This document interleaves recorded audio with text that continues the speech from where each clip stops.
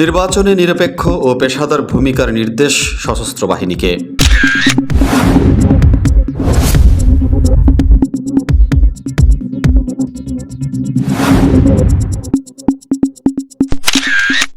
আসন্ন ত্রয়োদশ জাতীয় সংসদ নির্বাচন ও গণভোটকে শান্তিপূর্ণ, অংশগ্রহণমূলক ও সুষ্ঠু করতে সশস্ত্র বাহিনীকে পেশাদারিত্ব, নিরপেক্ষতা এবং আন্তঃপ্রাতিষ্ঠানিক সমন্বয়ের মাধ্যমে দায়িত্ব পালনের নির্দেশ দিয়েছেন অন্তর্বর্তীকালীন সরকারের প্রধান উপদেষ্টা অধ্যাপক ডক্টর মোহাম্মদ ইউনূস।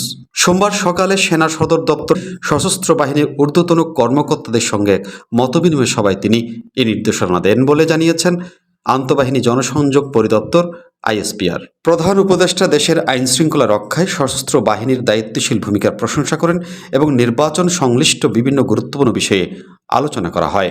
এ সময় সেনা, নৌ ও বিমান বাহিনীর ঊর্ধ্বতন কর্মকর্তা সহ সংশ্লিষ্টরা উপস্থিত ছিলেন।